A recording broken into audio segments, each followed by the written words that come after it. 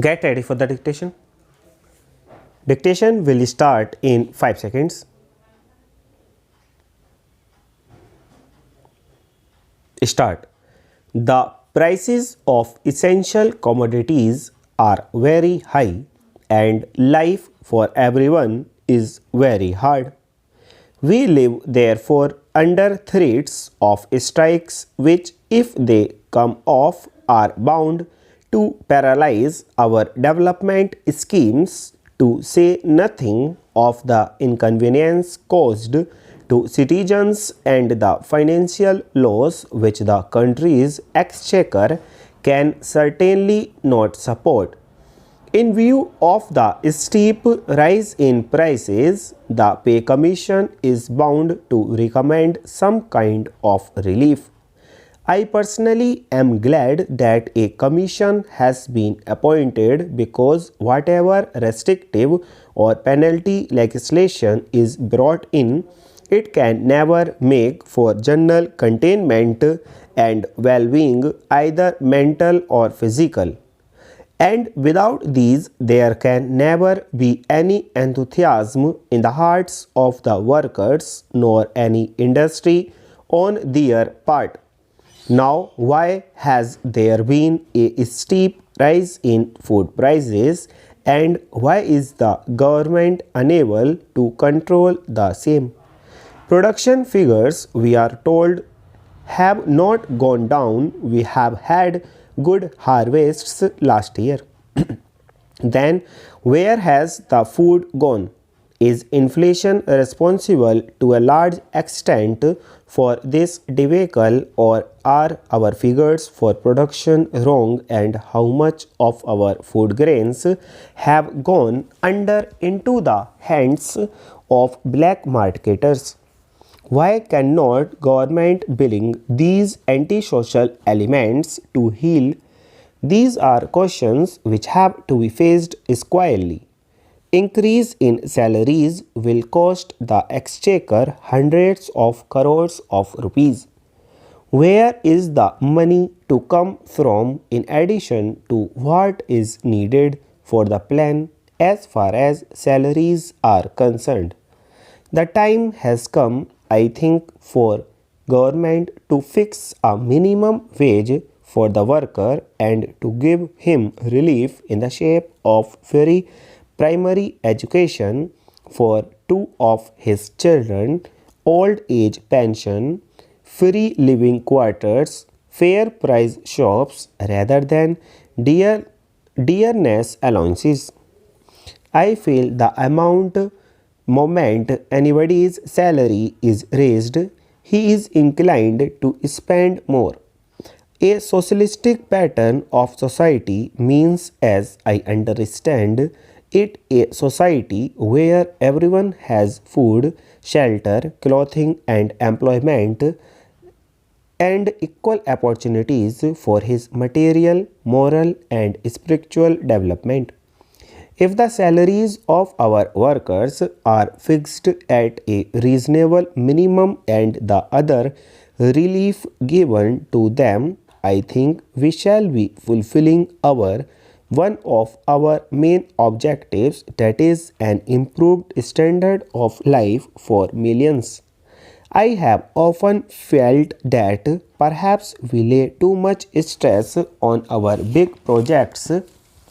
Sir, I have just mentioned the antisocial elements that succeed in hoarding and black marketing of food grains, but if I may be permitted to say so, antisocial elements have penetrated everywhere. Food and drug adulteration are rampant in spite of laws, and likewise one hears on all sides complaints of bribery, corruption and nepotism, and if we are honest, we shall have to admit that integrity and efficiency are our biggest casualties. This sorry state of affairs has to be put right if we are to progress. Of course, efficiency and integrity go hand in hand, as do their opposite numbers. True patriotism demands today more than at any other time high standard of integrity and efficiency, and in their restoration both the public and the government must make common cause. If the public demands standard of integrity from the government machinery, it must set standards for behavior for itself too. For the law breaker or the bribe giver is just as, if not more guilty, as those whom he tempts. Criticism is always easy to indulge in but is not always helpful. Therefore, I put forward certain concrete suggestions last session for the consideration of the Finance Minister, which in my humble opinion would provide permanent resources of revenue in addition to, and in some instances to replace, what he is tapping. The reply which the Finance Minister was pleased to give to the two suggestions regarding the levying of excise duties on liquor or and salt was not convincing.